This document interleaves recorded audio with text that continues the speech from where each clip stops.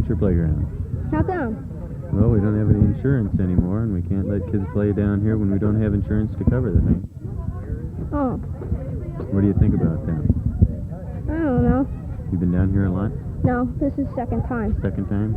How come you came back a second time? Well, no, why does it matter if we close this park down? It's the same as any other park, Well, isn't it? no, it ain't. You don't have to. One at a time. How about you? Well, you don't have to follow as many rules or get all the hassle from other people. Well, there's no rules at the regular parks. You can slide on the slide and swing on the swing. Well, this is like this is like made by the kids. That's true. It's made by the kids, The and kids not, like to not do. everybody else. They got the mudslide and the kids want to Yeah, but then you go home all muddy. You go home all muddy. And So, get if mad at you. if your mom gets mad at you, who cares? I'm Bill Vance. I'm a recreation supervisor with the City of Huntington Beach Recreation and Parks Department. I'm here at Adventure Playground, which we started in June of 1974. The playground was fashioned after a European variety that's been popular in Germany and a lot of the Scandinavian countries for about the last 25 or 30 years. Actually, they got started, they say, in Berlin at the end of World War II, when park designers noticed that children spent more time playing in the rubble of bombed-out buildings than they did in the playgrounds that had been designed and built for them. Later on, about 10 or 15 years ago, the idea became very popular in England, thanks to the push of Lady Allen of Hurtwood, a member of the British aristocracy. They haven't been very popular in the United States, primarily due to aesthetics and liability considerations. Most of the countries that are carrying the idea now are on some form or another of socialized medicine and don't experience the problems we do in this country. They have one currently in existence up in Milpitas, California, which ours is fashioned after, and one also back in Central Park in New York City. One of the high points of Adventure Playground is the low cost. There is no maintenance once the playground is built. As far as materials and supplies go, most of them can be donated, acquired through people that are willing to clean out their garages or backyards, or from local commercial and industrial organizations that are willing to let loose of anything they can't use in their business. We've spent a total of about $50 or $60 in one calendar year at Adventure Playground for materials. Our only other costs in implementing Adventure Playground in Huntington Beach were our normal personnel costs and the expense of 2 portable lavatories which we had to bring to the site. We had anticipated a budget of approximately $7,000 to keep the playground operative through fiscal 1976. One of the reasons for the success of our Adventure Playground here in Huntington Beach was the site. A lot of people want adventure playgrounds, but the idea of having them across the street from you isn't too popular. We have an abandoned sand and gravel quarry here that's 50 feet below street level, and so that eliminated that problem immediately. Huntington Beach Adventure Playground has been the safest park in town, as well as the most popular. We averaged over 500 children a day last summer, and usually anywhere from 100 and 150 in the afternoons during school years. We are statistically sound. We have fewer accidents, a better loss experience ratio than any community center or park in town. We've estimated about 70% of our attendance to be Huntington Beach residents. The other 30% are comprised of out-of-town children visiting the area as individuals. We also receive quite a number of special organized groups. We've had partially deaf, partially sighted, YMCAs.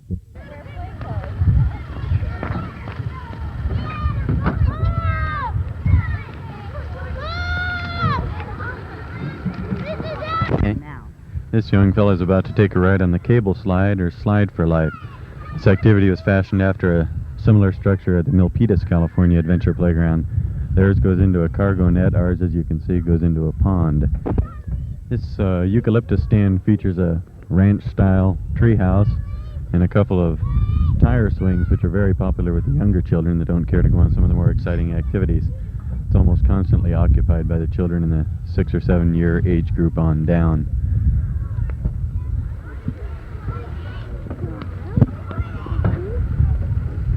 To the right there, Ann, age 6, was one of between 40 and 50,000 children who visited Adventure Playground between June of '64 and May of 1975.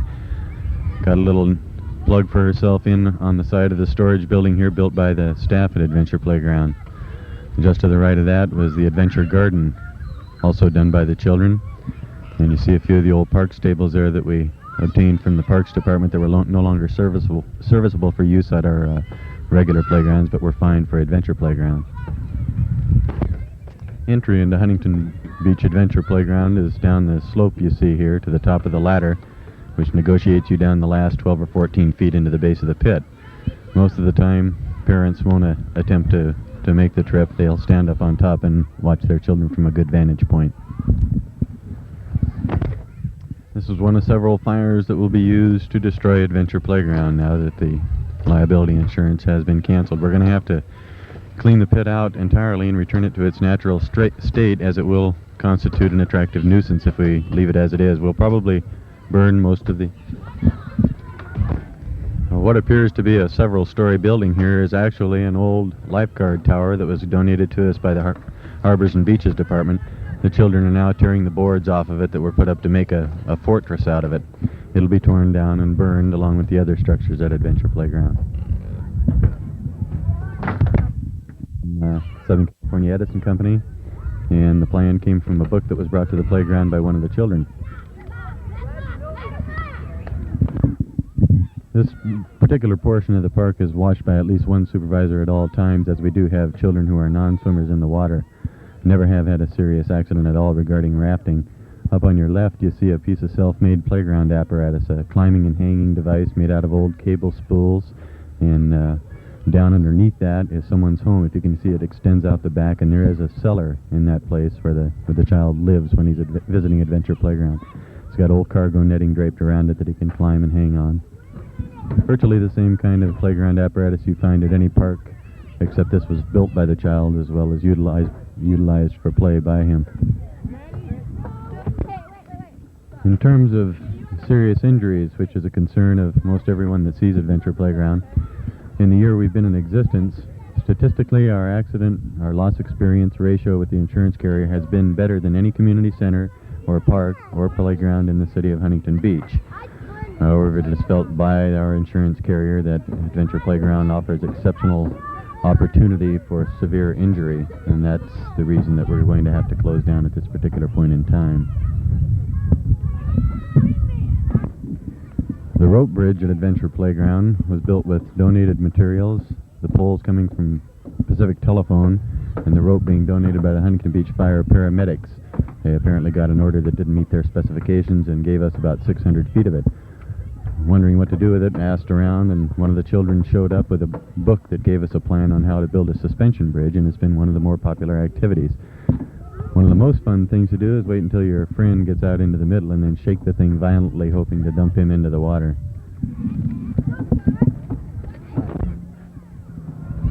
Since its inception, Huntington Beach Adventure Playground has been featured at the National Recreation and Parks Association Congress in Denver, Colorado to some 400 delegates, California Park and Recreation Society Convention in San Diego in March of '75 to about 300 delegates. It's been on ABC, NBC, and CBS television news networks nationwide. Has quite a number of feature articles written about it in local newspapers. It's been carried on the radio. It's gotten a lot of activity as a result of the many speaking engagements we've had requests from over 150 cities throughout the United States for information on how to pursue the idea. As we keep the standard array of playground materials and supplies on hand at Adventure Playground, nothing is programmed. However, we keep paper, paint, paste, glue, color crayons, all the regular stuff out here in case the younger children or any child wants to do something of that nature at a particular point in time.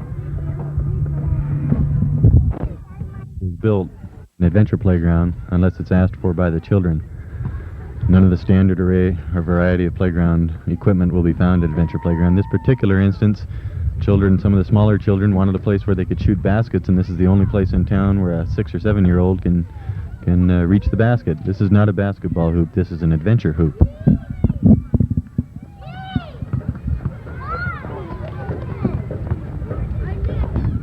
On the right here is Norm Worthy, the Director of Recreation and Parks in the City of Huntington Beach, and a man who was instrumental in our obtaining permission to build the playground. As a matter of fact, the first director in Southern California that had the courage to try to push the idea through commission and council. To the right of Mr. Worthy is Charles Zoncia, who just graduated from Long Beach State with a degree in recreation. He has been the first and the only director of Huntington Beach Adventure Playground and is probably 50% responsible for its success because of his incredible ability to establish rapport with young children and still maintain the air of authoritarianism that you have to have in a place like this. Here comes a kid through the cable slide, 125 feet into a mud puddle. This also is built with donated materials and is fashioned after the slide they have in the City of Milpitas Adventure Playground in Northern California. Hello, I'm Norm Worthy, the Director of Recreation and Parks for the City of Huntington Beach. We're surveying here the Adventure Playground, which was an experimental program that we introduced here just a little over a year ago. And the play that you see going on here is purely spontaneous, very little supervision, just enough to keep the kids happy and from not encroaching upon each other's so-called properties and the things that they want to do. The area sort of looks reminiscent of a junkyard or a dump site. It's an old gravel pit, a gravel quarry, which has been excavated, and all of the material is gone that is usable, and so we're using it for the adventure program. We found that the program, although it's great for the kids, has given the insurance company who handles our liability program rather nightmares of recent days, and so they've instructed us to cancel this program out as of the end of the spring season. And this is, in effect, the last day of this program.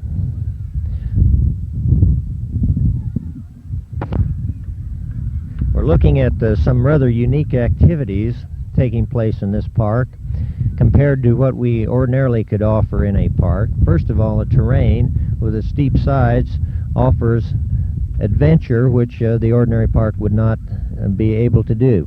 The slide down the hillside on cardboard cartons, or in the summertime when we pump water up there and have a mudslide.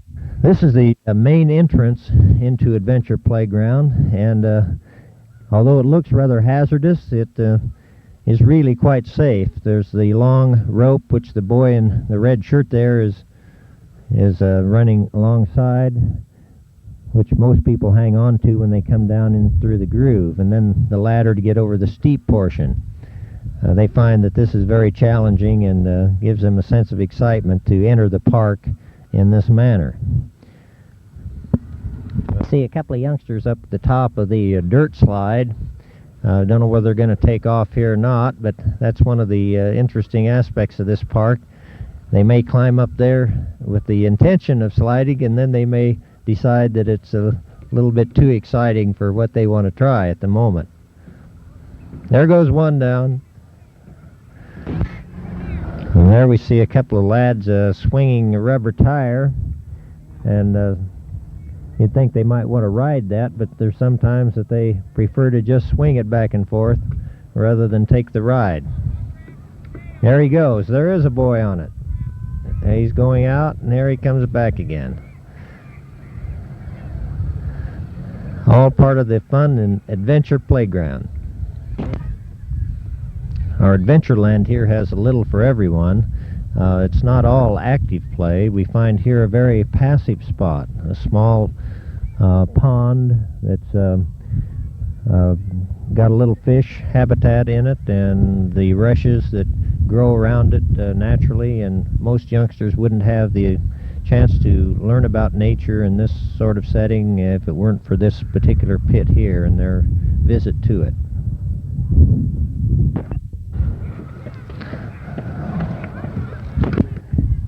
Here's one of our more adventuresome lads taking off on probably the most exciting ride in Adventure Playground, and that's the cable tire ride out across the pond.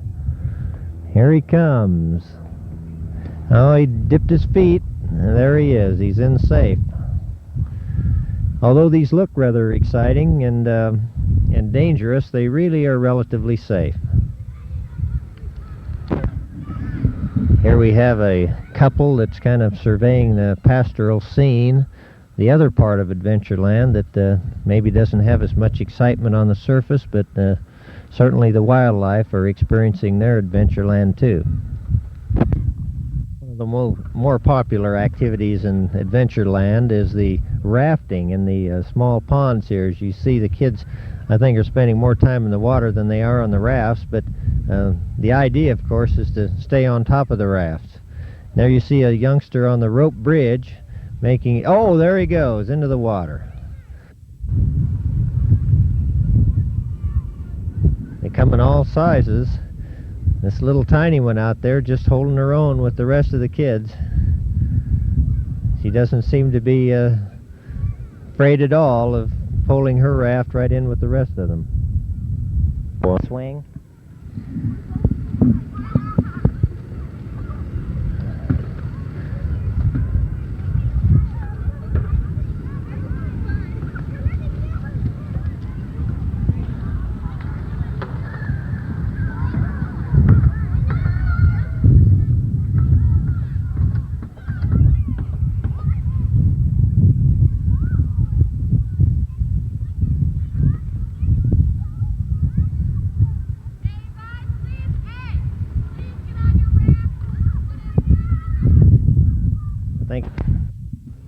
This sand and gravel pit is within stone's throw of the new $5 million Library and Cultural Resources Center here in Huntington Beach, and its ultimate fate is not known at this time. It's been suggested to be a botanical gardens, the pit to be filled nearly to the top, and then it's also been suggested that it might be an ideal football and soccer stadium.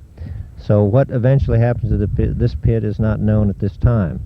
I think everyone will agree that, as for right now, they'd like to see it stay as the adventure playground, the best place to have fun in Huntington Beach.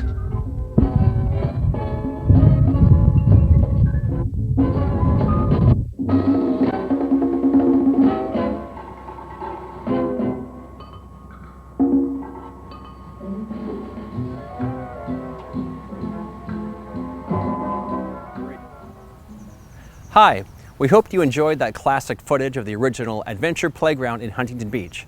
I'm standing here now in the current location of Adventure Playground in Huntington Central Park. We are looking forward to reopening the new and re-improved Adventure Playground in the summer of 2023. The city, unfortunately, had to make the tough decision to keep the park closed this year due to the drought conditions. Huntington Beach stands allied with the state of California in the water conservation efforts, and unfortunately, we did not able to open the park this year.